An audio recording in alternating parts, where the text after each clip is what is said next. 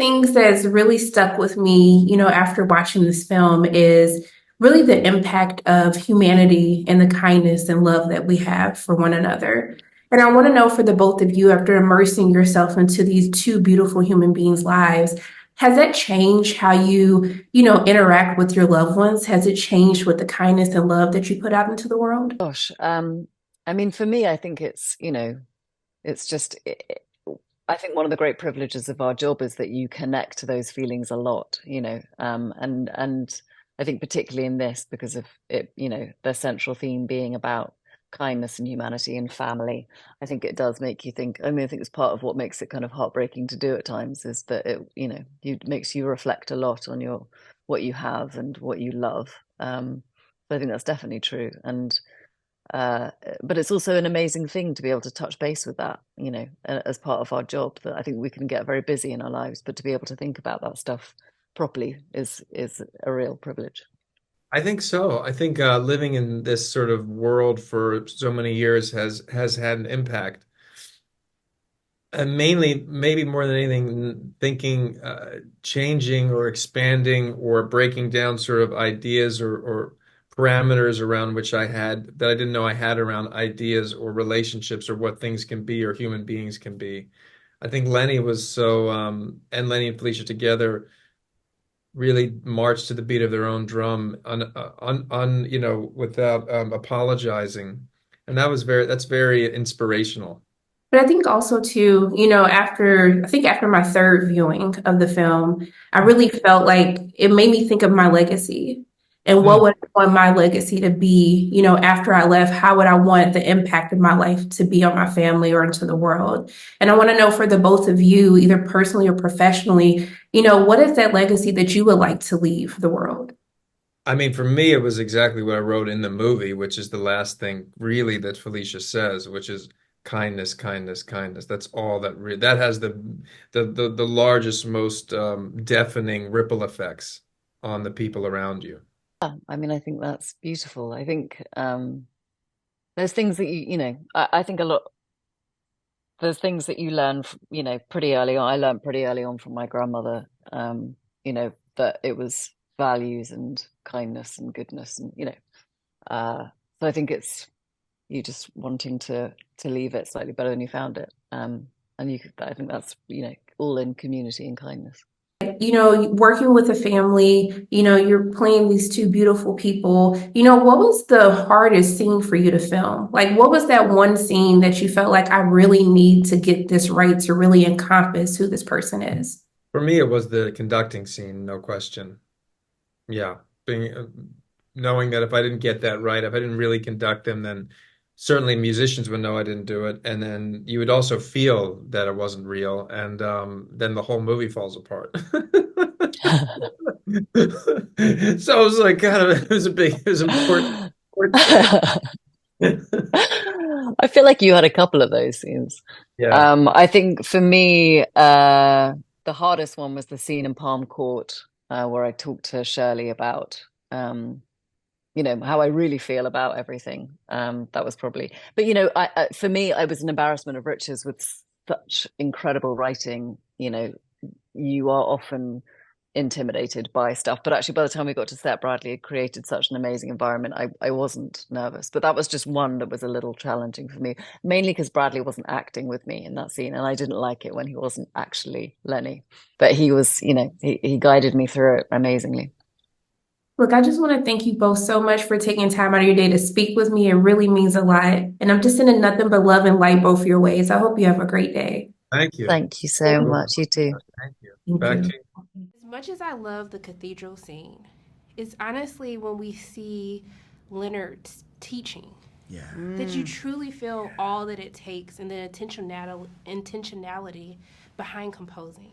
Yeah. And I really wanted you to talk about that moment of seeing him teach and kind of even comparing that to you being the teacher to Bradley. Oh, that's a very interesting question. So that scene is happening at Tanglewood, but it's very closely inspired by a real scene that happened that's documented in some documentaries on Bernstein, where he was teaching at Schleswig-Holstein in Germany.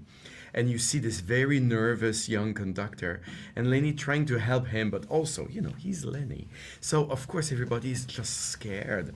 But his way of trying to solve the things by doing just one intervention that was actually made all the difference. And it's true that it's a good metaphor for how you teach someone who's so gifted as Bradley. We didn't approach this about teaching conducting, like, oh, I want to know how it is to conduct, I want to conduct a symphony. No, because actually the research that Bradley did for authenticity was to really watch Lenny. And he even said sometimes, I don't want to become someone else. I don't want to be Bradley, the conductor. I want only to channel him. So my role was actually to find small things for him to think about when he was conducting so that he could stay in the zone of being Lenny. Because if I gave him too much information, it would have been counterproductive, because he would have been more in the technique and less in the emotion. And Lenny is all about emotion. And I think we found this fine line together, but thanks to really, truly the genius of Bradley. I love that scene. They had me stressed out. I was like, honey, I want you to get this right. Yeah. This movie spans across like so many decades. And I really want the both of you to talk about first just the research behind it. It's one thing to make a movie, but it's really engrossing yourself into the life of this genius human. So can you talk about that, and then also actually bringing this to our screens as well? So, I had worked on the screenplay for a couple of years and done what I thought was a good bit of research when Bradley signed on, and then I realized it was nothing compared to what we were about to do. When Bradley signed on, as I said last night, he wanted to sort of start from scratch on the script. Fortunately, he didn't want to start from scratch on the writer, and allowed me to, go on the journey with him. And, we just, he was relentless in terms of, reading and listening and watching and talking to people. I had read the Humphrey Burton biography, but I hadn't read it as deeply as I wound up reading it with Bradley. And I hadn't read in any depth the John Gruen book, which wound up being a real touchstone for us. I had talked to a number of people, but I hadn't talked to anywhere near the number of people that Bradley wound up talking to, from Michael Tilson Thomas to Cynthia O'Neill. The line "Never Get Another Perm" came directly from Cynthia, as did the story that came after. The line "I slept with both your parents" came directly from Ellen Adler and her daughter, and so it was that depth of research, and frankly, I found it a little difficult to keep up at times, because Bradley is so indefatigable and so relentless in his pursuit of detail and truth and authenticity. But I think that sort of filters throughout the film and really makes the film what it is.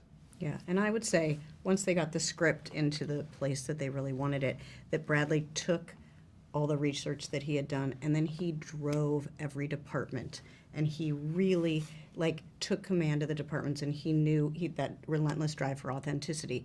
That happened in the costume department, that happened in the production design department, it happened with sound, it happened with cinematography. Everything was Bradley driving the authenticity of the story.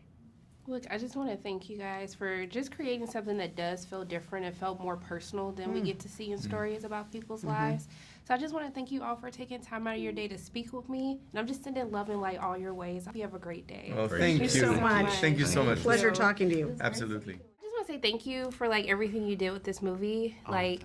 The cathedral scene is something that really spoke to me, because if there was ever a moment, if someone was like, how do you feel when you listen to music? And I would be that is the emotion that I feel, the happiness, the exertion. I just thought that it was just so great. And I wanted to talk about the sound mixing with that. And so I wanted you to speak about just crafting that scene, but also making sure that the audience would feel like they were in the auditorium with them in that moment. Yeah, I mean, it was always Bradley's desire to put the audience in the middle of the orchestra, because we've all heard classical music, the standard way in stereo or in a theater. But the idea is that if we could show the audience what it would be like to be Leonard on the podium conducting, I think then there's more of an understanding of who he was as an artist. So it was always Bradley's intention to really do that. So when we went to prep the film, the goal was always anything on camera, choirs or the student orchestra, anything that was going to be live. We're going to do it live. He was going to conduct it live.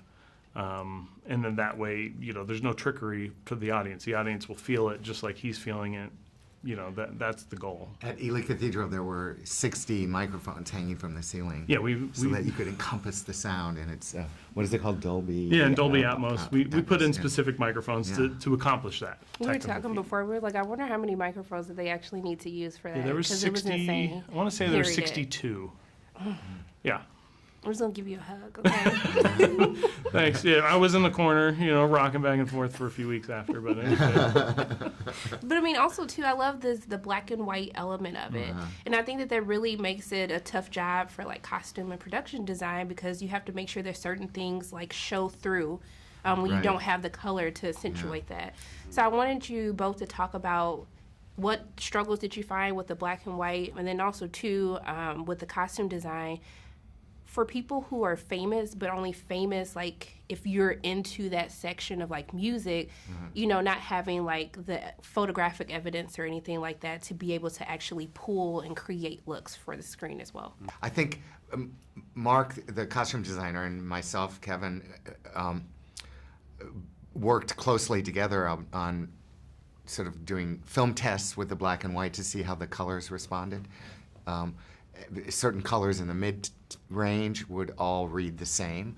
So we did that, and we used that as a guide, and then we also added like contrasting elements and contrasting textures that were correct for the periods to make it more vibrant.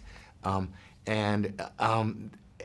it's really interesting to work in black and white and color, because then once you do introduce color, you can think about the era that is and what the color palette is and how those sets are going to be designed.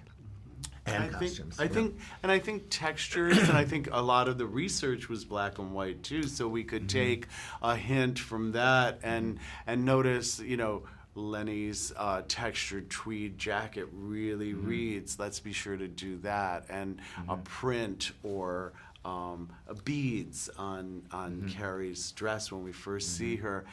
I use that as a little, what draws his eye to her. What draws our eye to her. It's that little twinkle that's in her costume, and very subtle things like that you use to draw the audience's eye and tell a story. Yeah.